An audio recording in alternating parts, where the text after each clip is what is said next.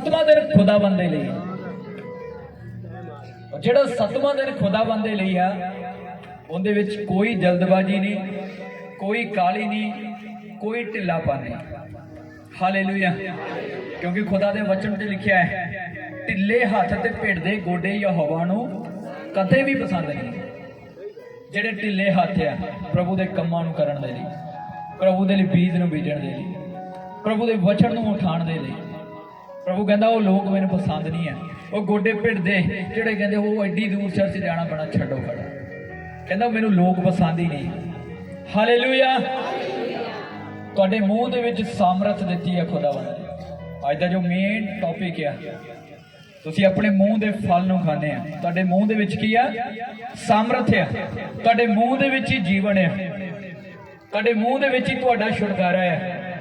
ਜਿਸ ਛੁਟਕਾਰੇ ਨੂੰ ਤੁਸੀਂ ਇੱਧਰ ਉੱਧਰ ਲੱਭਦੇ ਫਿਰਦੇ ਆ, ਉਹ ਤੁਹਾਡੇ ਮੂੰਹ ਦੇ ਅੰਦਰ ਹੈ, ਉਹ ਤੁਹਾਡੇ ਅੰਦਰ ਹੈ। ਹਾਲੇਲੂਇਆ। ਧਿਆਨ ਦੇ ਨਾਲ ਸੁਣਨਾ। ਅਗਰ ਅੱਜ ਦੇ ਵਚਨ ਨੂੰ ਤੁਸੀਂ ਧਿਆਨ ਦੇ ਨਾਲ ਸੁਣ ਲਿਆ, ਅੱਜ ਤੋਂ ਬਾਅਦ ਤੁਹਾਨੂੰ ਕਿਸੇ ਦੀ ਹੈਲਪ ਲੈਣ ਦੀ ਜ਼ਰੂਰਤ ਨਹੀਂ ਆ। ਕਿਸੇ ਦੀ ਵੀ ਮਦਦ ਨਹੀਂ ਲੈਣੀ ਪਊਗੀ ਅੱਗੇ ਵਧਣ ਦੇ ਲਈ, ਆਪਣੇ ਕੰਮ ਨੂੰ ਸ਼ੁਰੂ ਕਰਨ ਦੇ ਲਈ। ਕਿਉਂਕਿ ਅੱਜ ਦਾ ਜੋ ਵਚਨ ਆ, ਅਗਰ ਤੁਸੀਂ ਇਹਨੂੰ ਸਮਝ ਗਏ ਤਾਂ ਕਿ ਇਦਾਂ ਦਾ ਹੈਲਪਰ ਤੁਹਾਡੇ ਕੋਲ ਆ, ਇੱਕ ਇਦਾਂ ਦੀ ਸਾਮਰਥ ਤੁਹਾਡੇ ਕੋਲ ਆ ਜੋ ਹਰ ਪਲ 24 ਘੰਟੇ ਤਿਆਰ ਰਹਿੰਦੀ ਹੈ ਤੁਹਾਡੀ ਮਦਦ ਕਰਨ ਦੇ ਲਈ। ਉਹ ਸਾਮਰਥ। ਹਾਲੇਲੂਇਆ। ਜਦ ਯਿਸੂ ਮਸੀਹ ਨੇ ਆਪਣੇ ਚੇਲਿਆਂ ਨੂੰ ਕਿਹਾ, ਕਹਿੰਦਾ ਮੇਰਾ ਜਾਣਾ ਤੁਹਾਡੇ ਲਈ ਚੰਗਾ ਆ, ਕਿਉਂਕਿ ਮੈਂ ਜਾਵਾਂਗਾ ਤਾਂ ਤੁਹਾਡੇ ਲਈ ਇੱਕ ਸਹਾਇਕ ਭੇਜਾਂਗਾ। ਜਦ ਚੇਲੇ ਯਿਸੂ ਮਸੀਹ ਦੇ ਨਾਲ ਰਹਿੰਦੇ ਸੀਗੇ, ਅਦਭੁਤ ਚਿੰਨ੍ਹ ਚਮਤਕਾਰ ਹੁੰਦੇ ਸੀ, ਲੋਕ ਯਿਸੂ ਮਸੀਹ ਦੇ ਨਾਲ ਚੇਲਿਆਂ ਦਾ ਵੀ ਆਦਰ ਕਰਦੇ ਸੀਗੇ। ਤੇ ਉਹਨਾਂ ਨੂੰ ਲੱਗਾ ਕਿ ਹੁਣ ਅਗਰ ਯਿਸੂ ਮਸੀਹ ਸਵਰਗ ਦੇ ਵਿੱਚ ਚਲਾ ਗਿਆ, ਉਠਾ ਲਿਆ ਗਿਆ, ਤਾਂ ਉਸ ਤੋਂ ਬਾਅਦ ਸਾਨੂੰ ਵੀ ਕਿੰਨੇ ਪੁੱਛਣਾ ਹੈ? ਕੌਣ ਸਾਡੀ ਮਦਦ ਕਰੇਗਾ? ਜੇਕਰ ਕੋਈ ਦੁਸ਼ਟ ਆਤਮਾ ਅੜ ਜਾਂਦਾ ਸੀ, ਕੋਈ ਕੇਸ ਹੱਲ ਨਹੀਂ ਸੀ ਹੁੰਦਾ, ਉਹ ਪ੍ਰਭੂ ਯਿਸੂ ਮਸੀਹ ਨੂੰ ਪੁੱਛ ਲੈਂਦੇ ਸੀਗੇ, ਗੁਰੂ ਜੀ ਦੱਸੋ, ਪ੍ਰਭੂ ਜੀ ਦੱਸੋ, ਹੁਣ ਕੀ ਹੱਲ ਹੋ ਸਕਦਾ ਇਸ ਦਾ? ਤਾਂ ਉਹਨਾਂ ਨੇ ਸੋਚਿਆ ਕਿ ਅਗਰ ਯਿਸੂ ਮਸੀਹ ਚਲਾ ਗਿਆ ਤਾਂ ਅਸੀਂ ਕੀ ਕਰਾਂਗੇ? ਅਸੀਂ ਤਾਂ ਇਕੱਲੇ ਰਹਿ ਜਾਾਂਗੇ, ਕੌਣ ਸਾਡੀ ਮਦਦ ਕਰੇਗਾ? ਪਰ ਖੁਦਾ ਨੇ ਕਿਹਾ ਨਿਰਾਸ਼ ਨਾ ਹੋਵੋ, ਫਿਕਰ ਨਾ ਕਰੋ ਕਿਸੇ ਵੀ ਗੱਲ ਦੀ, ਮੇਰਾ ਜਾਣਾ ਤੁਹਾਡੇ ਲਈ ਚੰਗਾ ਆ। ਉਦਾਸ ਨਾ ਹੋਵੋ ਕਿ ਮੈਂ ਤੁਹਾਡੇ ਨਾਲੋਂ ਅਲੱਗ ਹੋ ਰਿਹਾ ਵਾਂ। ਉਦਾਸ ਨਾ ਹੋਵੋ ਮੈਂ ਤੁਹਾਨੂੰ ਇਕੱਲਿਆਂ ਛੱਡ ਕੇ ਜਾ ਰਿਹਾ, ਕਿ ਜਦੋਂ ਤੁਹਾਨੂੰ ਮਦਦ ਦੀ ਲੋੜ ਆ ਤਾਂ ਤੁਸੀਂ ਕਿਸੇ ਇਨਸਾਨ ਦੇ ਵੱਲ ਦੇਖੋਗੇ। ਪ੍ਰਭੂ ਨੇ ਕਿਹਾ ਮੇਰਾ ਜਾਣਾ ਤੁਹਾਡੇ ਲਈ ਚੰਗਾ ਆ, ਕਿਉਂਕਿ ਮੈਂ ਜਾਵਾਂਗਾ ਤਾਂ ਤੁਹਾਡੇ ਲਈ ਇੱਕ ਸਹਾਇਕ ਭੇਜਾਂਗਾ। ਉਹਨੂੰ ਪਤਾ ਸੀਗਾ ਕਿ ਤੁਹਾਨੂੰ ਅਤੇ ਮੈਨੂੰ ਮਦਦ ਦੀ ਲੋੜ ਪੈਣੀ ਆ। ਕੋਈ ਸਹਾਇਤਾ ਕਰਨ ਵਾਲਾ ਸਾਡੇ ਕੋਲ ਹੋਣਾ ਚਾਹੀਦਾ ਆ, ਜਿਹੜਾ ਸਾਨੂੰ ਸਿਖਾਵੇ ਕਿੱਦਾਂ ਪ੍ਰਾਰਥਨਾ ਕਰਨੀ ਆ, ਕਿੱਦਾਂ ਪ੍ਰਭੂ ਦੇ ਵਿੱਚ ਬਣੇ ਰਹਿਣਾ ਹੈ, ਜਿਹੜਾ ਸਾਨੂੰ ਸਿਖਾਵੇ ਕਿੱਦਾਂ ਅਸੀਂ ਆਪਣੇ ਕੰਮਾਂ ਦੇ ਵਿੱਚ ਬਰਕਤ ਲੈ ਸਕਦੇ ਆ, ਕਿੱਦਾਂ ਅਸੀਂ ਅੱਗੇ ਵਧ ਸਕਦੇ ਆ। ਹਾਲੇਲੂਇਆ। ਕਿਉਂਕਿ ਬਾਈਬਲ 'ਚ ਕਿਤੇ ਵੀ ਨਹੀਂ ਲਿਖਿਆਗਾ ਮੇਰੇ ਲੋਕ ਬਿਮਾਰੀ ਨਾਲ ਨਾਸ਼ ਹੋਣਗੇ, ਮੇਰੇ ਲੋਕ ਕਰਜ਼ਿਆਂ ਨਾਲ ਨਾਸ਼ ਹੋਣਗੇ, ਮੇਰੇ ਲੋਕ ਦੁਸ਼ਟ ਆਤਮਾ ਨਾਲ ਨਾਸ਼ ਹੋਣਗੇ। ਕਿਤੇ ਵੀ ਨਹੀਂ ਲਿਖਿਆ ਮੇਰੇ ਲੋਕ ਗਿਆਨ ਨਾ ਹੋਣ ਦੇ ਕਾਰਨ ਨਾਸ਼ ਹੋ ਰਹੇ ਆ। ਗਿਆਨ ਨਹੀਂ, ਸਮਝ ਨਹੀਂ ਹੈ। ਪਰ ਦੂਸਰੀ ਸਾਈਡ ਤੇ ਪਰਮੇਸ਼ਵਰ ਨੇ ਲਿਖਿਆ ਇੱਕ ਆਤਮਿਕ ਵਿਅਕਤੀ ਹੀ ਆਤਮਾ ਦੀਆਂ ਗੱਲਾਂ ਨੂੰ ਸਮਝ ਸਕਦਾ ਹੈ। ਇੱਕ ਆਤਮਿਕ ਬੰਦਾ ਹੀ ਆਤਮਾ ਦੀਆਂ ਗੱਲਾਂ ਨੂੰ ਕੀ ਆ ਸਮਝ ਸਕਦਾ ਹੈ। ਔਰ ਆਤਮਿਕ ਕਿੱਦਾਂ ਬਣਨਾ ਹੈ? ਉਹਦੇ ਲਈ ਤੁਹਾਨੂੰ ਜ਼ਰੂਰਤ ਹੈ ਪਵਿੱਤਰ ਆਤਮਾ ਦੀ। ਉਹਦੇ ਲਈ ਤੁਹਾਨੂੰ ਜ਼ਰੂਰਤ ਹੈ ਉਸ ਸਹਾਇਕ ਦੀ, ਜਿਸ ਸਹਾਇਕ ਦੇ ਬਾਰੇ ਪਰਮੇਸ਼ਵਰ ਨੇ ਵਾਅਦਾ ਕੀਤਾ, ਕਹਿੰਦਾ ਮੈਨੂੰ ਜਾਣ ਦਿਓ ਤਾਂ ਕਿ ਅਗਰ ਮੈਂ ਨਹੀਂ ਜਾਵਾਂਗਾ ਤਾਂ ਨਹੀਂ ਆ ਸਕਦਾ। ਕਹਿੰਦਾ ਅਗਰ ਮੈਂ ਜਾਵਾਂਗਾ ਤੁਹਾਡੇ ਲਈ ਇੱਕ ਮਦਦਗਾਰ ਭੇਜਾਂਗਾ, ਉਹ ਤੁਹਾਡੀ ਹਰ ਪਲ ਮਦਦ ਕਰੇਗਾ, ਉਹ ਤੁਹਾਡੀ ਸਹਾਇਤਾ ਕਰੇਗਾ ਕਿੱਦਾਂ ਤੁਸੀਂ ਅੱਗੇ ਵਧਣਾ ਹੈ। ਹਾਲੇਲੂਇਆ। ਉਹ ਆਤਮਾ ਕਿੱਦਾਂ ਤੁਹਾਡੀ ਜ਼ਿੰਦਗੀ ਦੇ ਵਿੱਚ ਆਏਗਾ? ਜਦ ਤੁਸੀਂ ਵਚਨ ਨੂੰ ਜਾਣਦੇ ਆ, ਜਦ ਤੁਸੀਂ ਪਰਮੇਸ਼ਵਰ ਨੂੰ ਪਹਿਚਾਣਦੇ ਆ। ਹਾਲੇਲੂਇਆ। ਪ੍ਰਭੂ ਨੂੰ ਜਾਣਨਾ ਤੇ ਪਹਿਚਾਨਣਾ ਇਹ ਦੋਨੋਂ ਅਲੱਗ-ਅਲੱਗ ਚੀਜ਼ਾਂ ਹੈ। ਜਾਣਨਾ, ਅਗਰ ਤੁਸੀਂ ਕਿਸੇ ਵਿਅਕਤੀ ਦੇ ਬਾਰੇ ਕੋਈ ਆਣ ਕੇ ਤੁਹਾਨੂੰ ਪੁੱਛਦਾ ਤੂੰ ਜਾਣਦਾ ਹੈ? ਹਾਂ ਮੈਂ ਜਾਣਦਾ ਹੈ। ਪਰ ਅਗਰ ਤੁਸੀਂ ਉਹਨੂੰ ਪਹਿਚਾਣਦੇ ਵੀ ਆ, ਉਹਦਾ ਲੈਵਲ ਕੀ ਆ, ਉਹ ਕੀ ਕੁਝ ਕਰ ਸਕਦਾ ਹੈ, ਉਹ ਤੁਹਾਨੂੰ ਕੋਈ ਉਹ ਆਣ ਕੇ ਪੁੱਛੇ ਤਾਂ ਉਸ ਵਿਅਕਤੀ ਦਾ ਨਾਮ ਕੋਈ ਕਿਸੇ ਦਾ ਵੀ ਲਵੇ, ਤੁਸੀਂ ਜਾਣਦੇ ਆ? ਹਾਂ, ਆਪਣੀ ਚੰਗੀ ਜਾਣ ਪਹਿਚਾਣ ਆਉਂਦੇ ਆ। ਮਤਲਬ ਮੈਂ ਜਾਣਦਾ ਵੀ ਆ ਔਰ ਪਹਿਚਾਣਦਾ ਵੀ ਆ ਉਹ ਕੀ ਕੁਝ ਕਰ ਸਕਦਾ। ਅੱਜ ਇੱਕ ਵਿਅਕਤੀ ਤੁਹਾਡੇ ਕੋਲ ਚੱਲ ਕੇ ਆਏ, ਉਹ ਕਿਸੇ ਬੰਦੇ ਦਾ ਨਾਮ ਲਵੇ, ਮੰਨ ਲਓ ਉਹ ਮੇਰਾ ਨਾਮ ਹੀ ਲੈਂਦਾ ਹੈ, ਤੁਹਾਡੇ ਕੋਲ ਕੋਈ ਆਉਂਦਾ ਹੈ ਕਿ ਤੁਸੀਂ ਪਾਸਟਰ ਰਣਜੀਤ ਨੂੰ ਜਾਣਦੇ ਹੈ, ਤੁਸੀਂ ਕਹਿੰਦਾ ਜੀ ਹਾਂਜੀ ਜਾਣਦੇ, ਪਰ ਉਹ ਤੁਹਾਨੂੰ ਕਹਿੰਦਾ ਹੈ ਕਿ ਹਾਂ ਮੈਂ ਸੁਣਿਆ ਕਿ ਉਹਨਾਂ ਦੀ ਚਰਚ ਦੇ ਵਿੱਚ ਪ੍ਰਭੂ ਇਦਾਂ ਦੇ ਕੰਮ ਕਰਦਾ ਹੈ। ਅਗਰ ਤੁਸੀਂ ਪਹਿਚਾਣਦੇ ਆ, ਅਗਰ ਤੁਸੀਂ ਉਹਨਾਂ ਕੰਮਾਂ ਨੂੰ ਅੱਖੀ ਹੁੰਦਿਆਂ ਦੇਖਿਆ ਹੋਇਆ, ਸੁਣਿਆ ਹੋਇਆ, ਫਿਰ ਤੁਸੀਂ ਉਸੇ ਟਾਈਮ ਆਖੋਗੇ। ਅਗਰ ਕੋਈ ਤੁਹਾਨੂੰ ਆਣ ਕੇ ਪੁੱਛੇਗਾ ਤੁਸੀਂ ਜਾਣਦੇ ਆ ਬਸ, ਹਾਂਜੀ ਹਾਂਜੀ ਅਸੀਂ ਜਾਣਦੇ ਪਛਾਣਦੇ ਆ ਚੰਗੀ ਤਰ੍ਹਾਂ। ਜਾਣਨ ਦਾ ਮਤਲਬ ਕਿਸੇ ਦੇ ਬਾਰੇ ਥੋੜਾ ਬਹੁਤ ਜਾਣ ਲੈਣਾ, ਪਹਿਚਾਨਣ ਦਾ ਮਤਲਬ ਗਹਿਰਾਈ ਦੇ ਨਾਲ ਪਹੁੰਚਣਾ। ਉਹ ਕੀ ਕੁਝ ਕਰ ਸਕਦਾ, ਉਹਦੇ ਕੋਲ ਕੀ ਲੈਵਲ ਹੈਗਾ। ਔਰ ਉਹਨਾਂ ਚੀਜ਼ਾਂ ਨੂੰ ਜਾਣਨ ਦੇ ਲਈ ਪਰਮੇਸ਼ਵਰ ਨੇ ਕਿਹਾ ਤੁਹਾਨੂੰ ਇੱਕ ਸਹਾਇਕ ਦੀ ਲੋੜ ਆ, ਇੱਕ ਮਦਦਗਾਰ ਦੀ ਲੋੜ ਆ, ਉਹ ਹੈ ਪਵਿੱਤਰ ਆਤਮਾ। ਔਰ ਪਵਿੱਤਰ ਆਤਮਾ ਉਸਨੇ ਕਿਹਾ ਇਹ ਸਰੀਰ, ਪ੍ਰਭੂ ਨੇ ਕਿਹਾ ਵੱਡੀਆਂ ਵੱਡੀਆਂ ਹੈਕਲਾਂ ਖੜੀਆਂ ਕਰ ਰਹੇ ਆ ਤੁਸੀਂ, ਵੱਡੀਆਂ ਵੱਡੀਆਂ ਬਿਲਡਿੰਗਾਂ ਖੜੀਆਂ ਕਰ ਰਹੇ ਆ, ਤੁਹਾਨੂੰ ਕੀ ਲੱਗਦਾ ਕਿ ਆਤਮਾ ਉੱਥੇ ਰਹਿੰਦਾ ਹੈ? ਤੁਹਾਨੂੰ ਕੀ ਲੱਗਦਾ ਹੈ ਪਰਮੇਸ਼ਵਰ ਉੱਥੇ ਰਹੇਗਾ? ਇੱਕ ਪਾਸੇ ਖੁਦਾ ਦਾ ਵਚਨ ਕਹਿੰਦਾ ਹੈ ਇਹ ਸਾਰੀ ਧਰਤੀ ਸਿਰਫ ਮੇਰੇ ਪੈਰ ਰੱਖਣ ਦੀ ਚੌਕੀ ਆ। ਪ੍ਰਭੂ ਪੂਰਾ ਨਹੀਂ ਆਣਾਗਾ, ਇੰਨਾ ਪਾਵਰਫੁਲ ਆ। ਜਦ ਤੁਸੀਂ ਗਹਿਰਾਈ ਦੇ ਨਾਲ ਪੜ੍ਹਦੇ ਆ ਨਾ ਵਚਨ ਨੂੰ, ਬਾਈਬਲ ਨੂੰ, ਤਾਂ ਤੁਹਾਨੂੰ ਪਤਾ ਲੱਗੇਗਾ ਕਿੰਨੇ ਸਾਮਰਥੀ ਖੁਦਾ ਨੂੰ ਤੁਸੀਂ ਮੰਨ ਰਹੇ ਆ। ਇੱਕ ਪਾਸੇ ਉਹ ਕਹਿੰਦਾ ਹੈ ਇਹ ਸਾਰੀ ਧਰਤੀ ਕਿੱਡੀ ਕੁ ਆ ਕਿ ਉਹਦਾ ਇੱਕ ਪੈਰ ਹੀ ਮਸਾਂ ਪੂਰਾ ਆਉਂਦਾ ਹੈ। ਦੂਜੇ ਪਾਸੇ ਜਦ ਮੈਂ ਰਾਜਿਆਂ ਦੀ ਕਿਤਾਬ ਦੇ ਵਿੱਚ ਪੜ੍ਹਦਾ ਆ ਤਾਂ ਮੈਂ ਦੇਖਿਆ ਪ੍ਰਭੂ ਇੱਕ ਰਾਜੇ ਦੇ ਨਾਲ ਗੱਲ ਕਰ ਰਿਹਾ, ਕਹਿੰਦਾ ਸਵੇਰ ਦੇ ਟਾਈਮ ਜਦੋਂ ਤੂੰ ਆਪਣੇ ਵਿਰੋਧੀਆਂ ਦੇ ਵੱਲ ਜਾਣਾ ਹੈ, ਮੈਂ ਇੱਕ ਨਿਸ਼ਾਨੀ ਠਹਿਰਾਉਣਾ ਕਿ ਜਿਹੜੇ ਤੂਤ ਦੇ ਪੱਤੇ ਆ ਇਹਨਾਂ ਦੇ ਉੱਪਰ ਮੈਂ ਤੁਰ ਰਿਹਾ ਹੋਵਾਂਗਾ, ਤੇ ਜਦੋਂ ਉਹ ਖੜਕਣਗੇ ਤਾਂ ਸਮਝ ਜਾਈ ਕਿ ਯਹੋਵਾ ਤੇਰੇ ਅੱਗੇ ਅੱਗੇ ਚੱਲਦਾ ਆ, ਤੂੰ ਜਿੱਤੇਗਾ। ਇੱਕ ਪਾਸੇ ਉਹ ਆਪਣੇ ਆਪ ਨੂੰ ਇੰਨਾ ਜ਼ਿਆਦਾ ਹੈਵੀ ਕਹਿ ਰਿਹਾ ਕਿ ਧਰਤੀ ਤੇ ਵੀ ਮੇਰਾ ਪੈਰ ਫਿੱਟ ਨਹੀਂ ਹੁੰਦਾ, ਔਰ ਦੂਜੇ ਪਾਸੇ ਉਹ ਕੀ ਆ, ਉਹ ਕਹਿੰਦਾ ਮੈਂ ਤੂਤ ਦੀਆਂ ਟਾਹਣੀਆਂ ਤੇ ਵੀ ਚੱਲ ਫਿਰਨਾ, ਉਹ ਪਾਣੀ ਤੇ ਵੀ ਤੁਰ ਫਿਰਦਾ ਹੈ। ਇਹਨਾਂ ਭੇਤਾਂ ਨੂੰ ਸਮਝਣ ਦੇ ਲਈ, ਇਹਨਾਂ ਚੀਜ਼ਾਂ ਨੂੰ ਜਾਣਨ ਦੇ ਲਈ ਕਿ ਹਾਂ ਸਾਡਾ ਖੁਦਾ ਕੀ ਕੁਝ ਕਰ ਸਕਦਾ ਹੈ, ਤੁਹਾਨੂੰ ਸਹਾਇਕ ਦੀ ਲੋੜ ਹੈ, ਤੁਹਾਨੂੰ ਪਰਮੇਸ਼ਵਰ ਦੇ ਆਤਮਾ ਦੀ ਲੋੜ ਆ। ਔਰ ਪਰਮੇਸ਼ਵਰ ਦਾ ਆਤਮਾ ਉਹ ਦੀਵਾਰਾਂ ਦੇ ਵਿੱਚ ਨਹੀਂ ਆ, ਉਹ ਤੁਹਾਡੇ ਅਤੇ ਮੇਰੇ ਅੰਦਰ ਆ। ਪ੍ਰਭੂ ਨੇ ਇੱਕ ਵਾਅਦਾ ਕਰਿਆ ਹੈ ਸਾਡੇ ਨਾਲ। ਅੱਜ ਇੱਕ ਭੇਤ ਦੀ ਗੱਲ ਤੁਹਾਨੂੰ ਦੱਸਣੀ ਚਾਹੁੰਦਾ ਹੈ।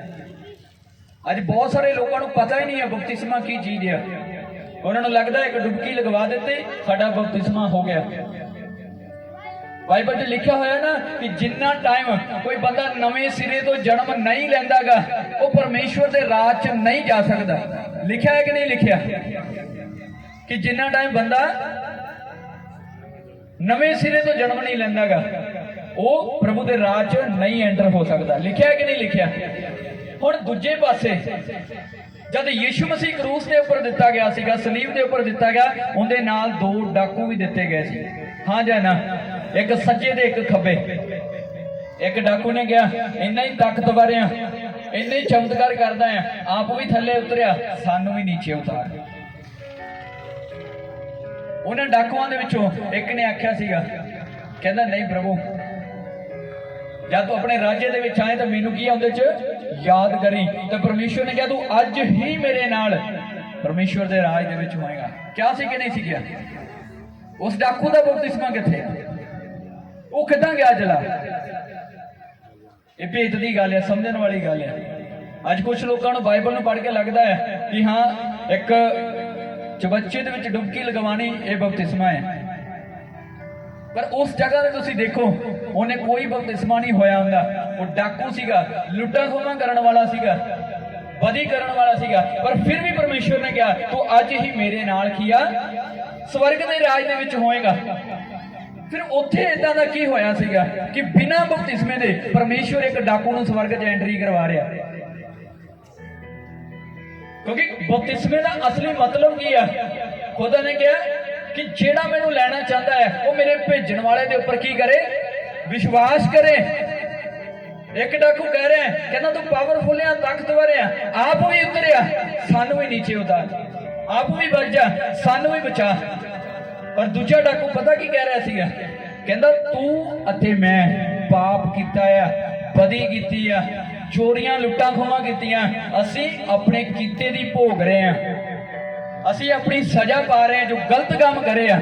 ਪਰ ਜਿਹੜਾ ਇਹ ਆ ਇਹਨੇ ਕੋਈ ਬਦੀ ਨਹੀਂ ਕਰੀਗੀ, ਇਹਨੇ ਕੁਝ ਗਲਤ ਕੰਮ ਨਹੀਂ ਕਰਿਆਗਾ, ਇਹ ਫਿਰ ਵੀ ਕਰੂਸ ਦੇ ਉੱਪਰ ਆ।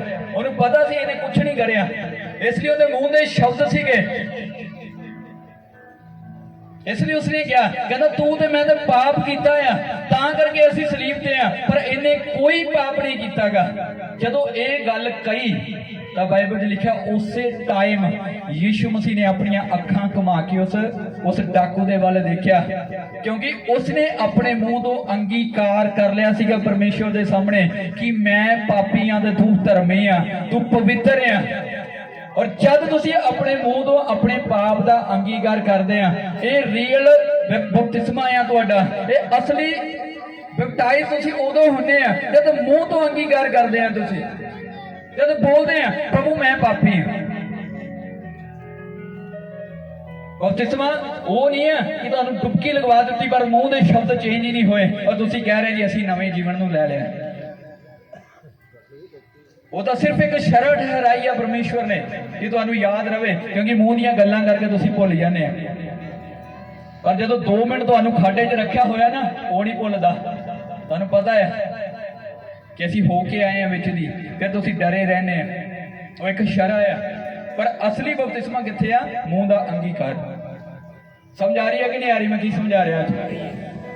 जाने अनजाने दे विच बहुत सारियां गलतियां गुनाह पाप असीं डेली करदे हां कि असीं प्रार्थना करन वेले असीं अपने पापां दी माफ़ी मंगदे, असीं कहने कि प्रभु जो भी जाने अनजाने असीं पाप कर बैठे सानूं क्षमा कर, सानूं माफ़ कर दे खुदावन। बहुत सारियां दिक्कतां तुहाडे जीवनां दे विच जो डेली बेस ते तुसीं पाप कर बैठते हैं, जाने अनजाने दे विच गलत देख के, गलत सोच के, गलत बोल के, गलत सुन के, उहदे लई तुसीं माफ़ी नहीं मंगदे, वो इकट्ठे हो रहे और हैवी हो रहे तुहाडे उपर। अगर प्रभु ने बपतिस्मा करवा के पापां नूं क्षमा कर दिता, सी नवा जीवन दे दिता, फिर प्रभु कोई दी शरण क्यों ठहराया? प्रभु नूं पता सीगा ये बाद दे विच भी छोटे मोटे तां करदे रहणगे पर वड्डे नहीं करनगे, इन्हां नूं पता है। इसलिए पतरस ने आख्या सीगा, कहना प्रभु नहीं तू मेरे पैर ना धो, कहता तू गुरु है तू साडे पैर ना धो, क्योंकि उस टाइम परमेश्वर ने क्या कहता कि अगर तुसी इस शरण पूरा नहीं करते तुसी मेरे राज के अधिकारी नहीं हो सकते। तो पतरस ने क्या कहता प्रभु फिर जे आ गल है तेरे राज च जाने वाली, तो कहता मैनू सारे नूं ही दवा दे, फिर तो मैनू सारे नूं ही बैप्टाइज कर दे। पर प्रभु ने की किया, हुण तैनूं सारे की जरूरत नहीं है, सिर्फ हाथ ते मुंह धो ला। मतलब डेली की प्रार्थना दे तुहाडे मुंह का अंगीकार जरूर होना चाहिए प्रभु के सामने कि जो असी गलती गुनाह कर बैठे हैं, जो असी किसी दे नाल धक्का कर बैठे हैं, जो असी किसी नूं माड़ा बोल बैठे हैं, प्रभु सानू माफ कर दे। जब तुसी माफी मंगनी शुरू करोगे, अज बहुत सारे लोग कहते हैं वो प्रार्थना तो कर रहे हैं जी पर पवित्र आत्मा की हजूरी महसूस नहीं, कितना महसूस होएगी? जब आत्मा के लायक बनोगे, जब पापा की माफी मंगोगे, फिर पवित्र आत्मा तुहानू ब्लैस करेगा। और बपतिस्मा लैण तो बाद जब तुसी अंगीकार करते हैं तो खुदा का वायदा शुरू होता है, कहता पवित्र आत्मा तुहानू दिता जाएगा। किन्हां नू? जिन्हां ने बपतिस्मा लिया है उन्हां नू पवित्र आत्मा की दात दी जाती है, वो गिफ्ट दिता जाता है, वो सहायक जिंदी तुहानू ते मैनू लोड़ है वो तुहाडी ते मेरी जिंदगी दे विच एंटर होंदा है। वो सानू सिखाउंदा है किद्दां अगे जाना है, किद्दां अगे वधना है, किद्दां असीं प्रभु दे कम्मां नू करना है, किद्दां मैं अपने बिजनेस नू स्टैंड कर सकदा है, किद्दां मैं अपने फेलियर चों बाहर आ सकदा है। पवित्र आत्मा की जरूरत है। अज इंसान कोई तुहानू सलाह देवेगा, पहलों अपना बेनीफिट देखेगा कि मेरा कोई हिस्सा निकल सकता है, मैं सलाह देना है। पर पवित्र आत्मा इदां नहीं है, वो चाहेगा कि अगर तुसी उहदी मदद मंगी है, अगर तुसी हेल्प चाह रहे हैं पवित्र आत्मा की, वो तुहानू तुहाडे पैरां ते स्टैंड करे। हालेलुया। हुण जिहड़े लोग बपतिस्मा लै होए आ उन्हां दे कोल एक अथॉरिटी आ, उन्हां दे कोल एक पावर आ। अज जिन्ने भी जाने तुसी इस जगह ते आ, खुदा दा वचन कहंदा है मेरी मर्जी तो बिना एक पत्ता भी नहीं हिल सकदा। तुसी ते मैं अज इस जगह ते अपनी मर्जी दे नाल तां बिल्कुल भी नहीं आए, लिआंदे गए हैं परमेश्वर दे वल्लों। और प्रभु ने अगर लैके आंदा है इसका मतलब असीं उहदी चोण दे विच हां। और बाइबल दसदी धर्मी पुरख की बेनती तो बहुत असर हुंदा है। अगर असीं धर्मियां दी लिस्ट खुदा ने किवें ना किवें साडी एंट्री कराई आ, फिर ही अज असीं उहदी हजूरी दे विच बैठे हैं, फिर ही अज असीं उहदा वचन सुन रहे हैं। फिर ही अज असीं प्रार्थना कर पा रहे हैं। और अगर प्रभु ने सारा कुछ किया होया है तो उन्हें सानू एक पावर दिती आ, एक अथॉरिटी दिती आ। बपतिस्मा लैण तो बाद, मूँह दा अंगीकार करन तो बाद जरूरी नहीं है कि बपतिस्मा लवोगे फिर ही तुहाडे ते पवित्र आत्मा उतरेगा। लिखे कुरनेलियस सूबेदार दे कोल जद पतरस गया सीगा, उन्हां उदों कोई बपतिस्मा नहीं सी हाले लिया, सिर्फ वचन ही सुनते पे सी और पवित्र आत्मा गैर कौमां दे उतरना शुरू हो गया। किन्ने जणे ने पढ़िया उस चीज नूं? बिना बपतिस्मे दे। असल बपतिस्मा तुहाडे मूँह दा अंगीकार परमेश्वर दे प्रति, प्रभु मैं पापी हां ते तू धर्मी है। जब तुसीं कहने आ खुदावंद नूं, प्रभु मैं गलतियां कर रहा, तू बख्शण वाला है, तू माफ करने वाला परमेश्वर है। अज एक व्यक्ति जो पाप करता है वो सज्जे खब्बे तो देख लेंदा है पर कदे ऊपर नहीं देखता। वो इधर उधर देख लेंदा, कोई देखता तो नहीं पिया, पर जिथे HD कैमरा लगा उहदे वाल ध्यान ही नहीं जाता, ऊपर देखता ही नहीं है। सज्जे खब्बे वेख के गलती करती, पाप करता, फिर जो उहदी सजा मिली है बैड ते जां मंजे ते पिया है, फिर सज्जे खब्बे वेखण जोगा किते भी नहीं है, फिर तां ही वेखदा है। सज्जे खब्बे वेख लई, बस तेरे वाल देखना बाकी है। मैं तेरे वाल देख रहा खुदावंद, जो गलती में कर बैठा, जो पाप में कर बैठा, सिर्फ तू ही मैनू क्षमा कर सकता है। फिर मंजे के उपर पिया, बैड के उपर लेटिया, तां ही देखदा वे सज्जे खब्बे, कोई परवाह नहीं कौन आ रहा कौन जा रहा, सिर्फ खुदा दे वल ध्यान, ताकि उन्होंने उनके पापां की माफी मिल सके। तुहाडे मूँह दा अंगीकार होना, पवित्र आत्मा नूं लैण दे लई पहला कदम तुहाडे मूँह दा अंगीकार। प्रभु असीं पाप दे विच, असीं बदी दे विच। जरूरी नहीं है कि किसी नूं मारोगे तो फिर ही पाप होएगा, किसी नूं गालां कढोगे फिर ही पाप होएगा, किसी दे रिलेशनशिप चाहोगे फिर ही व्यभिचार होएगा। नहीं, खुदावंद दे वचन दे विच लिखिया है, अगर किसी नूं माड़ा देख लिया समझ लो सब कुछ हो गया, ये पाप है, ये बदी है। किसी के प्रति गलत सोच रखना, किसी की पेट पीछे बुराई करना, किसी की खिलाफत करना, ये पवित्र आत्मा का हिस्सा बिल्कुल भी नहीं है। इन्हां चीज़ों को छड्ड के तुसीं बाहर आने हैं। पहला हिस्सा पवित्र आत्मा को लैना कितना है, अपने मूँह के अंगीकार के द्वारा। हर बड़ प्रार्थना दे विच कहते रहना, प्रभु मैं पापी हाँ। अज मैं तुहाडे लई दुआवां करदा, पर जद भी मैं प्रेयर दे विच जाना पहला मैं प्रार्थना करदा, प्रभु मैं पापी हाँ, मैनूं क्षमा कर दे। मैं खुद कहना है, असीं नहीं जानते। आने वाले दिनों के उस टॉपिक के ऊपर प्रचार करांगे। तिमोथियस की बुक के विच लिखिया है, एक पाप इदां दा है जिहड़ा हिडन दे विच है, जिहड़ा छिपिया होया पर हुंदा है वो, पर उहदी सज़ा मौत नहीं है, पर सज़ा जरूर है। इस चीज़ के उपर जरूर गल करांगे। इस चीज़ की वो चेयर साइड से करो, तंग कर रहा वो, चेयर साइड से करो, ध्यान रखा करो। हालेलुया। पहला हिस्सा पवित्र आत्मा को लैण दे लई मतलब अपने मूँह का अंगीकार। मूँह तो अंगीकार कर दिता, इधर देखो जी, इधर देखो, इशारा कर दिता तो मतलब उधर ही नहीं हो जाना, सामने ध्यान रखना है। हालेलुया। कहना मतलब सब तो पहला उस सहायक तू लैना किद्दां आ, अपने मूँह के अंगीकार के द्वारा, अपने पापां की माफी मांग के। और हुण जद पवित्र आत्मा तुहानूं मिल चुका है, ये जरूरी नहीं है कि तुसी गैर भाषा बोलोगे फिर ही पवित्र आत्मा तुहाडे कोल होएगा। अगर तुहाडे अंदर इच्छा है तुसी संडे चर्च जाना है, इसका मतलब पवित्र आत्मा तुहाडे कोल है, क्योंकि बाइबल दसदी है प्रभु दे आत्मा तो बिना कोई नहीं है जिहड़ा परमेश्वर नूं पवित्र कह सकदा है, जिहड़ा प्रभु की प्रार्थना कर सकदा है। अगर तुसी संडे चर्च दे विच, इसका मतलब पवित्र आत्मा दे सहभागिता तुहाडे नाल है, उहदा हिस्सा तुहाडे नाल है, पवित्र आत्मा तुहाडे नाल है। जरूरी नहीं है कि गैर भाषा होएगी, जरूरी नहीं है कि तुसी दूजिਆਂ ਦੇ ਲਈ प्रार्थना करोगे फिर ही पवित्र आत्मा तुहाडे कोल है। जिस दिन तुसी अंगीकार कर लिया, बाइबल दसदी उस दिन तो पवित्र आत्मा तुहाडे उपर उतरना शुरू होंदा है। उस दिन तो पवित्र आत्मा का हिस्सा तुहाडे नाल होना शुरू हो जाता है। और हुण जद पवित्र आत्मा तुहाडे कोल आ गया है, चाहे उन्हें तुसी पहचान नहीं रह गए, अज एक इदां दी ट्रिक दस्सण वाला है, इदां दा हिस्सा दस्सण वाला है, तो तुसी देख सकते कि परमेश्वर का आत्मा तुहाडे नाल हैगा। हालेलुया। तुहानूं पता नहीं है, पर बाइबल में लिखा है, कहना तुहाडे मूँह दे विच जीवन ते तुहाडे मूँह दे विच की आ, मौत है। हालेलुया। असीं बाइबल जो देखना है, अपनी अपनी बाइबल नूं खोलीए और तारीफ करिए इस वचन दे लई।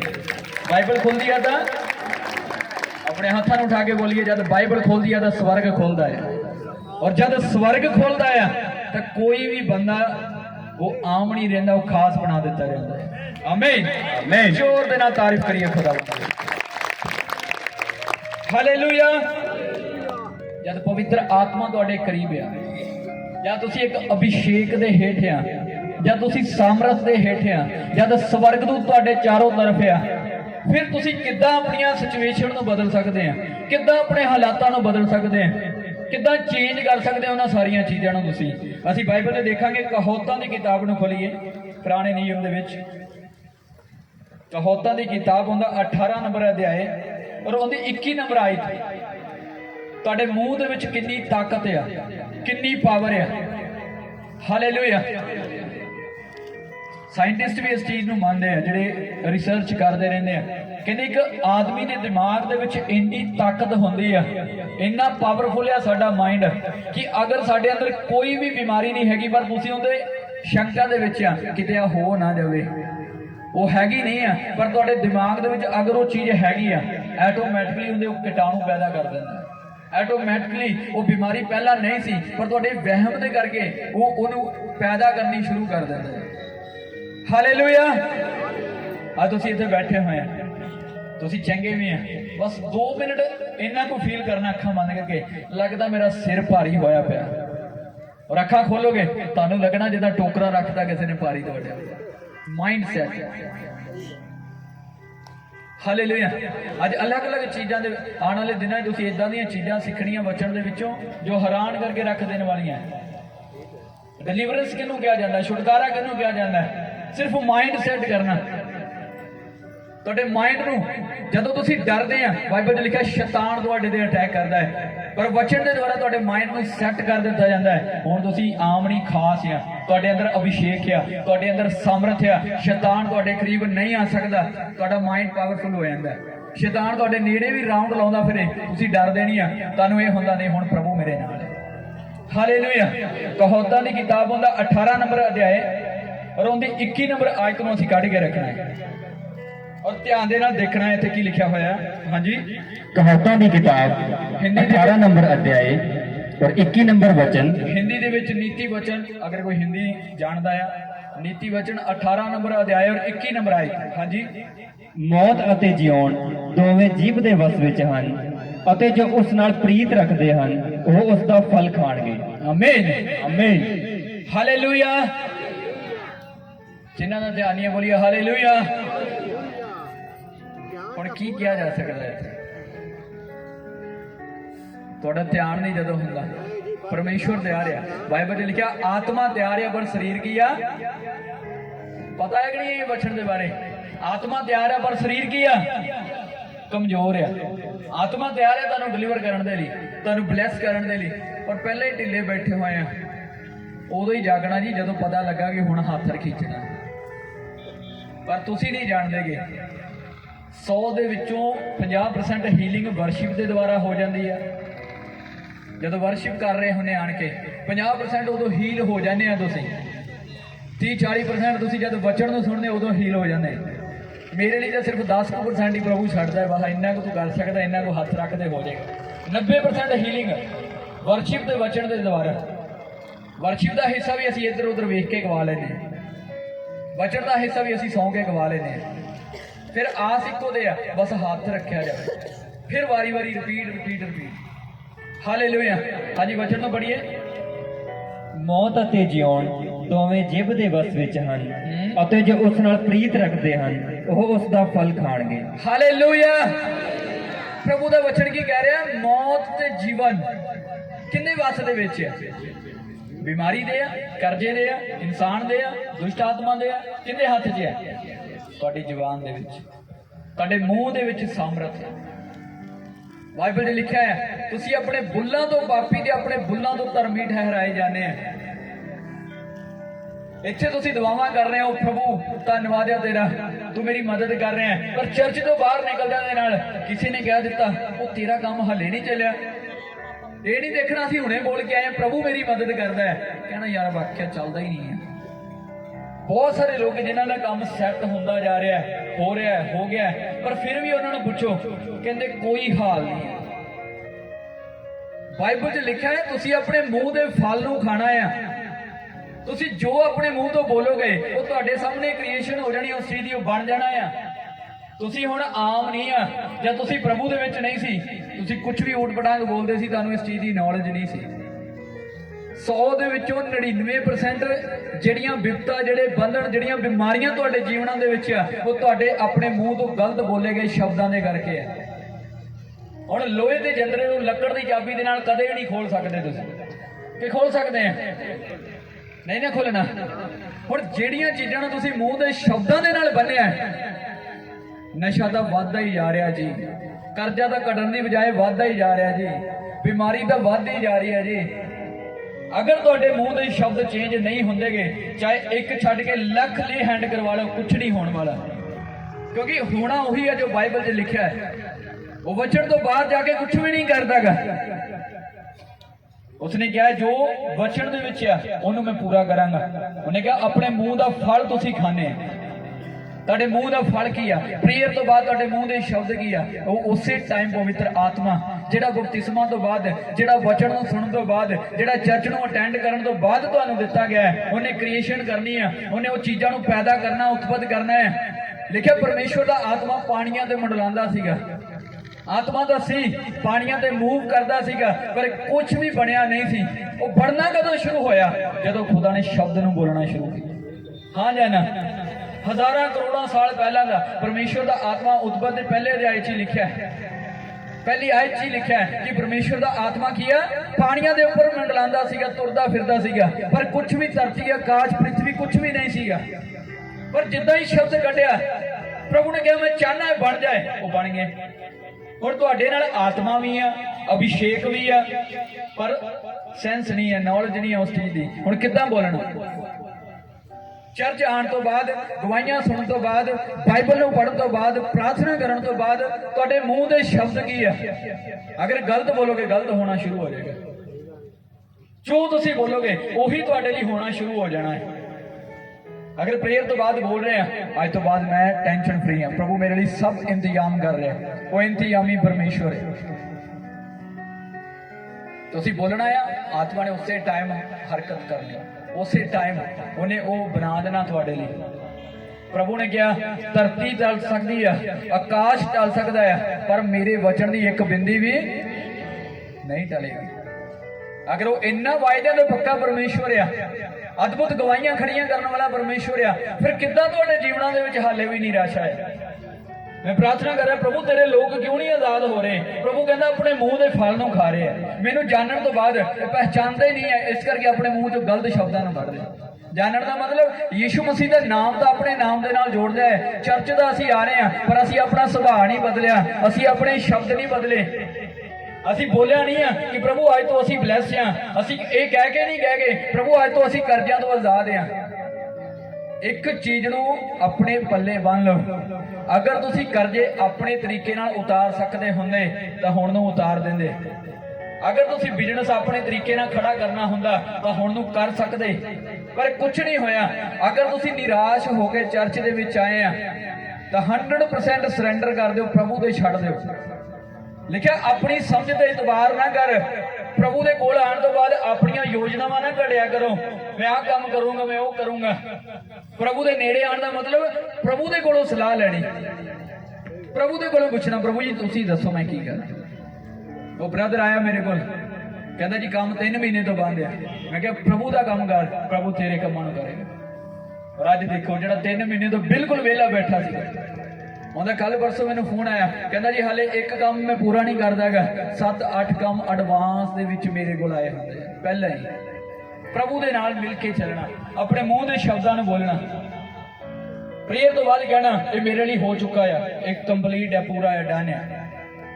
ਕਿਉਂਕਿ ਬਾਈਬਲ 'ਚ ਲਿਖਿਆ ਆ ਹਰੇਕ ਵਿਅਕਤੀ ਆਪਣੇ ਮੂੰਹ ਦੇ ਫਲਾਂ ਨੂੰ ਖਾਂਦਾ ਹੈ। ਜਿਹੜਾ ਆਪਣੀ ਜ਼ੁਬਾਨ ਦੀ ਰਾਖੀ ਕਰਦਾ ਉਹ ਆਪਣੇ ਜੀਵਨ ਦੇ ਦਿਨਾਂ ਨੂੰ ਵਧਾਉਂਦਾ ਹੈ। ਕਹਾਵਤਾਂ 'ਚ ਲਿਖਿਆ ਤੁਸੀਂ ਆਪਣੇ ਜੀਵਨ ਨੂੰ ਵਧਾਉਣੇ ਆ ਅਗਰ ਤੁਸੀਂ ਆਪਣੇ ਮੂੰਹ ਦੇ ਸ਼ਬਦਾਂ ਨੂੰ ਯੂਜ਼ ਕਰਨਾ ਜਾਣਦੇ ਆ। ਹੁਣ ਇੱਕ ਚੀਜ਼ ਲਾ ਲਓ, ਪੰਜਾਬੀ ਭਾਸ਼ਾ 'ਚ ਕਹਾਂ ਤਾਂ ਤੁਹਾਡੇ ਕੋਲ ਇੱਕ ਜਾਦੂ ਆ। ਅਗਰ ਦੂਜੀ ਤਰੀਕੇ ਨਾਲ ਸਮਝ ਨਹੀਂ ਆਉਂਦੀ ਤਾਂ ਤੁਹਾਡੇ ਕੋਲ ਇੱਕ ਸ਼ਕਤੀਮਾਨ ਦੀ ਤਰ੍ਹਾਂ ਲਾ ਲਓ ਜਾਂ ਕੁਝ ਵੀ ਲਾ ਲਓ, ਕਿਉਂਕਿ ਸੀਰੀਅਲ ਦੇ ਤੌਰ ਤੇ ਬੜੀ ਛੇਤੀ ਸਮਝਦੇ ਆ ਤੁਸੀਂ। ਇੱਕ ਪਾਵਰ ਹੈ ਤੁਹਾਡੇ ਕੋਲ, ਜੋ ਕਹੋਗੇ ਹੋ ਜਾਣਾ ਹੈ। ਇਹ ਸਮਝ ਕੇ ਚੱਲਿਆ ਕਰੋ। ਹੁਣ ਤੁਸੀਂ ਸ਼ਕਤੀਮਾਨ ਆ, ਗੰਗਾਧਰ ਬਣ ਕੇ ਨਾ ਰਿਹਾ ਕਰੋ।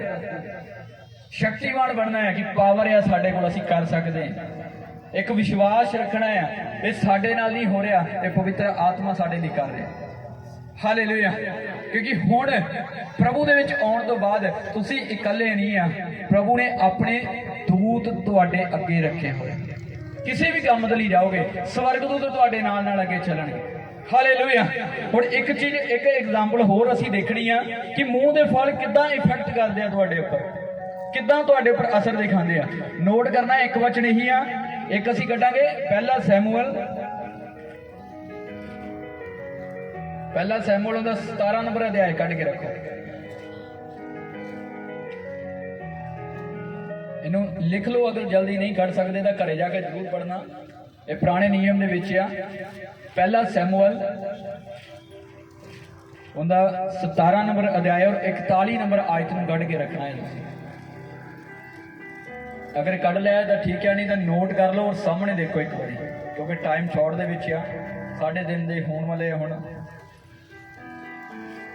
ਇੱਥੇ ਗੱਲ ਕੀਤੀ ਗਈ ਆ ਜਦ ਸ਼ਾਉਲ ਇਜ਼ਰਾਈਲੀਆਂ ਦੇ ਉੱਪਰ ਰਾਜਾ ਸੀ। ਅੱਜ ਇੱਕ ਜਣਾ ਜਾ ਖੜਾ ਹੋ ਜਾ, ਹੁਣ ਧਿਆਨ ਦੇਣਾ, ਸਾਹਮਣੇ ਦੇਖਣਾ ਹੈ, ਕੁਛ ਅਦਭੁਤ ਹੋਣ ਵਾਲਾ ਹੈ। ਤੁਹਾਨੂੰ ਪਤਾ ਲੱਗਣਾ ਤੁਹਾਡੀ ਪਾਵਰ ਕਿੱਥੇ ਲੁਕੀ ਹੋਈ ਹੈ ਔਰ ਕਿੱਦਾਂ ਤੁਸੀਂ ਗਲਤ ਇਸਤੇਮਾਲ ਕਰ ਰਹੇ ਹੋ। ਹਾਲੇਲੂਇਆ।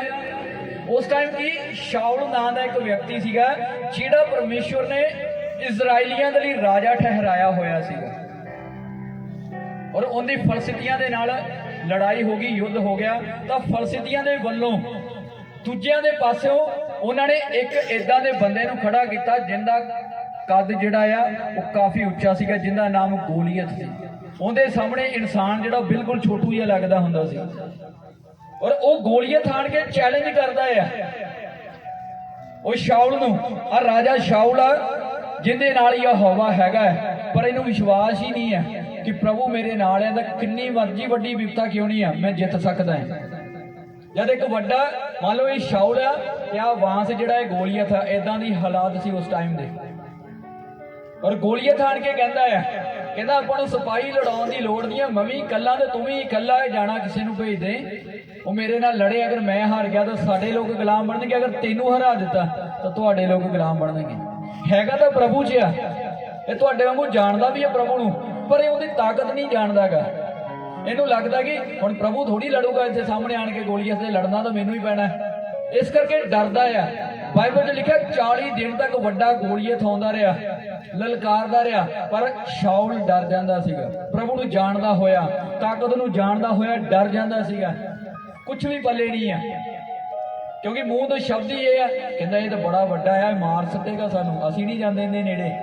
ਪਰ ਦੂਜੀ ਸਾਈਡ ਤੇ ਲਿਖਿਆ ਆ ਦਾਊਦ ਜਿਹੜਾ ਇੱਕ ਛੋਟਾ ਜਿਹਾ ਬੱਚਾ ਸੀਗਾ, ਇੱਕ ਛੋਟਾ ਜਿਹਾ ਬੰਦਾ, ਉਹਦੇ ਮੂੰਹ ਦੇ ਸ਼ਬਦ ਕਿੱਦਾਂ ਦੇ ਆ।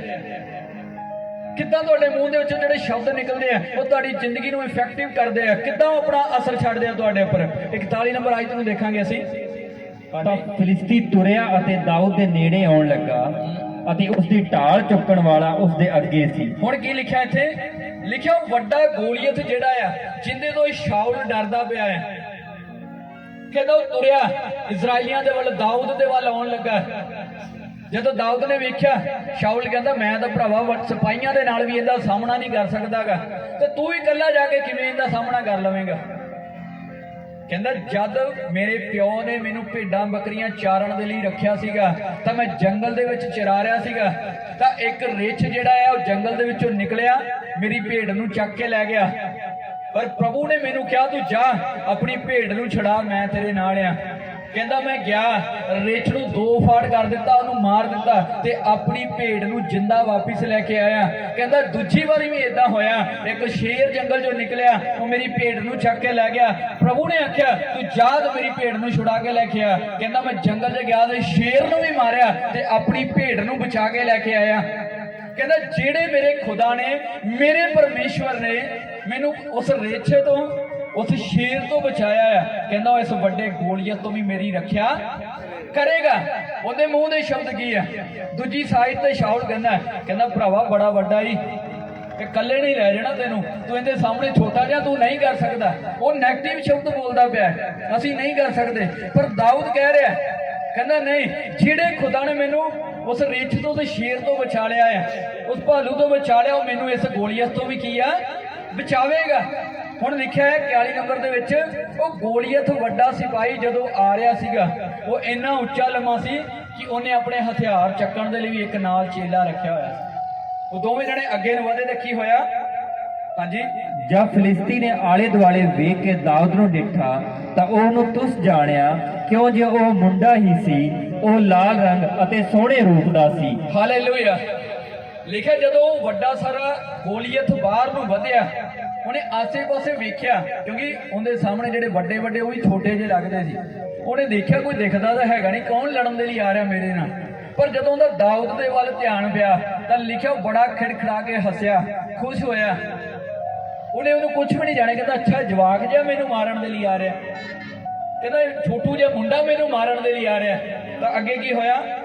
ਸੋ ਫਿਲਿਸਤੀ ਨੇ ਦਾਊਦ ਨੂੰ ਆਖਿਆ, ਭਲਾ ਮੈਂ ਕੋਈ ਕੁੱਤਾ ਹਾਂ ਜੋ ਤੂੰ ਡਾਂਗ ਲੈ ਕੇ ਮੇਰੇ ਕੋਲ ਆਇਆ ਹੈ? ਹਾਲੇਲੂਇਆ। ਹੁਣ ਉਹਦੇ ਵੀ ਮੂੰਹ ਦੇ ਸ਼ਬਦ ਦੇਖਣਾ ਔਰ ਦਾਊਦ ਦੇ ਵੀ ਸ਼ਬਦ ਦੇਖਣਾ। ਉਹ ਐਡਾ ਵੱਡਾ ਆ। ਜਦ ਦਾਊਦ ਨੂੰ ਭੇਜਿਆ ਗਿਆ ਗੋਲੀਅਤ ਦੇ ਨਾਲ ਲੜਨ ਦੇ ਲਈ, ਕਹਿੰਦਾ ਮੈਂ ਤਲਵਾਰਾਂ ਲੈ ਕੇ ਨਹੀਂ ਜਾਵਾਂਗਾ, ਮੈਂ ਤੋਹਫਾ ਲੈ ਕੇ ਨਹੀਂ ਜਾਵਾਂਗਾ। ਜਦੋਂ ਆ ਜਿਹੜੀ ਜਾਂਦਾ ਆ ਆਪਣੇ ਇੱਜੜ ਨੂੰ ਚਰਾਉਣ ਦੇ ਲਈ, ਉਹਦੇ ਕੋਲ ਸਿਰਫ ਇੱਕ ਲਾਠੀ ਹੁੰਦੀ ਆ, ਸਿਰਫ ਉਹਦੇ ਕੋਲ ਇੱਕ ਸੋਟੀ ਹੁੰਦੀ ਹੈ। ਉਹ ਡੰਡਾ ਜਿਹਾ ਲੈ ਕੇ ਤੁਰ ਪਿਆ ਗੋਲੀਅਤ ਨੂੰ ਮਾਰਨ ਦੇ ਲਈ, ਔਰ ਦੂਜੇ ਪਾਸੇ ਗੋਲੀਅਤ ਵੱਡੀ ਕਿਰਪਾਨ ਨੂੰ ਲੈ ਕੇ ਆ ਰਿਹਾ। ਜਦੋਂ ਉਹਨੇ ਦੇਖਿਆ ਕਿ ਮੇਰੀ ਕਿਰਪਾਨ ਦਾ ਸਾਹਮਣਾ ਡੰਡੇ ਨਾਲ ਕਰਨ ਦੇ ਲਈ ਆ ਰਿਹਾ, ਤਾਂ ਉਹਨੇ ਆਪਣੇ ਮੂੰਹ ਦੇ ਸ਼ਬਦਾਂ ਦੇ ਨਾਲ ਹੀ ਆਪਣੇ ਆਪ ਨੂੰ ਸ਼ਰਾਪ ਦੇ ਦਿੱਤਾ। ਕਹਿੰਦਾ ਮੈਂ ਕੁੱਤਾ ਆ, ਤੂੰ ਮੈਨੂੰ ਮਾਰਨ ਦੇ ਲਈ ਆ ਰਿਹਾ। ਕਹਿੰਦਾ ਮੈਂ ਕੁੱਤਾ ਕਿ ਸੋਟੀ ਦੇ ਨਾਲ ਮੈਨੂੰ ਭਜਾ ਦੇਵੇਂਗਾ, ਮੈਂ ਸੂਰਮਾ ਆ। ਉਹਨੇ ਇਹ ਨਹੀਂ ਆਖਿਆਗਾ, ਉਹਨੇ ਇਹ ਨਹੀਂ ਆਖਿਆ ਮੈਂ ਤਾਕਤਵਰ ਆ। ਕਹਿੰਦਾ ਮੈਂ ਕੀ ਆ? ਕਹਿੰਦਾ ਮੈਂ ਕੁੱਤਾ ਆ। ਖੁਦ ਹੀ ਆਪਣੇ ਆਪ ਨੂੰ ਕਹਿ ਰਿਹਾ। ਔਰ ਕੀ ਹੋਇਆ? ਅਤੇ ਫਿਲਿਸਤੀ ਨੇ ਆਪਣੇ ਦੇਵਤਿਆਂ ਦੇ ਨਾਮ ਲੈ ਕੇ ਦਾਊਦ ਨੂੰ ਗਾਲਾਂ ਕੱਢੀਆਂ। ਕਹਿੰਦਾ ਮਤਲਬ ਉਹਨੇ ਆਪਣੇ ਆਪ ਨੂੰ ਤਾਂ ਸ਼ਰਾਪਿਤ ਕਰਿਆ ਹੀ ਕਰਿਆ, ਆਪਣੇ ਆਪ ਨੂੰ ਕਮਜ਼ੋਰ ਕਰ ਲਿਆ ਆਪਣੇ ਸ਼ਬਦਾਂ ਦੇ ਨਾਲ ਦੀ ਨਾਲ ਹੀ ਉਹ ਆਪਦੇ ਦੇਵਤਿਆਂ ਦਾ ਨਾਮ ਲੈ ਕੇ ਕੀ ਕਰ ਰਿਹਾ ਸੀ? ਦਾਊਦ ਨੂੰ ਸ਼ਰਾਪ ਦੇ ਰਿਹਾ ਸੀ।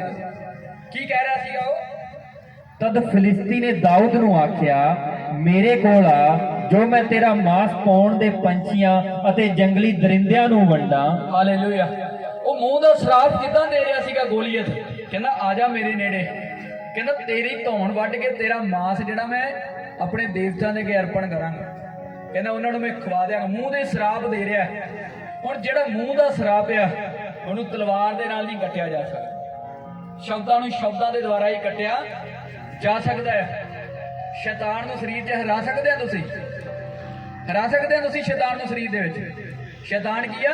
ਸਪਿਰਿਟ ਆ, ਆਤਮਾ ਆ।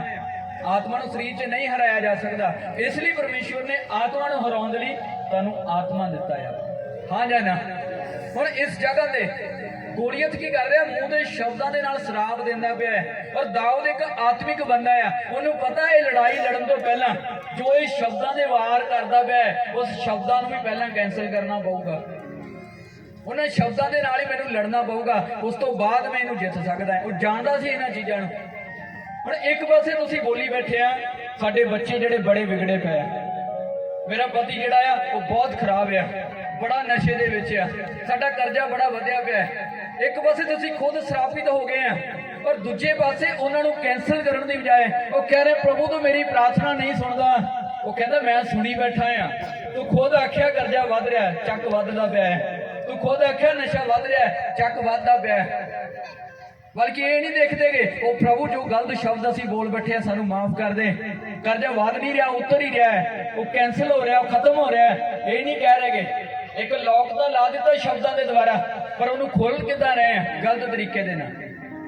ਹੁਣ ਜਦ ਗੋਲੀਅਤ ਨੇ ਸ਼ਰਾਪ ਦੇ ਦਿੱਤਾ ਦਾਊਦ ਨੂੰ, ਕਹਿੰਦਾ ਆ ਜਾ ਤੇਰਾ ਮੈਂ ਸਿਰ ਵੜਦਾ ਆ ਤੇ ਦੇਵਤਿਆਂ ਦੇ ਅੱਗੇ ਰੱਖਾਂਗਾ। ਹੁਣ ਦਾਊਦ ਕਿੱਦਾਂ ਜਵਾਬ ਦਿੰਦਾ ਆ? ਪਰ ਦਾਊਦ ਨੇ ਫਿਲਿਸਤੀ ਨੂੰ ਆਖਿਆ, ਹੁਣ ਦਾਊਦ ਜਿਹੜਾ ਯਹੋਵਾ ਦਾ ਬੰਦਾ ਆ, ਉਹਨੇ ਕੀ ਆਖਿਆ? ਤੂੰ ਤਲਵਾਰ ਅਤੇ ਬਰਛਾ ਅਤੇ ਢਾਲ ਲੈ ਕੇ ਮੇਰੇ ਕੋਲ ਆਉਂਦਾ ਹੈ, ਪਰ ਮੈਂ ਸੈਨਾ ਦੇ ਯਹੋਵਾ ਦੇ ਨਾਮ ਉੱਤੇ ਜੋ ਇਸਰਾਇਲ ਦੇ ਦਲਾਂ ਦਾ ਪਰਮੇਸ਼ਵਰ ਹੈ, ਜਿਸ ਨੂੰ ਤੂੰ ਲੱਜਿਆਵਾਨ ਕੀਤਾ, ਤੇਰੇ ਕੋਲ ਆਉਂਦਾ ਹਾਂ। ਹਾਲੇਲੂਇਆ। ਦੇਖੋ ਕਿੰਨੀ ਪਾਵਰਫੁਲ ਗੱਲ ਗਈ ਉਸ।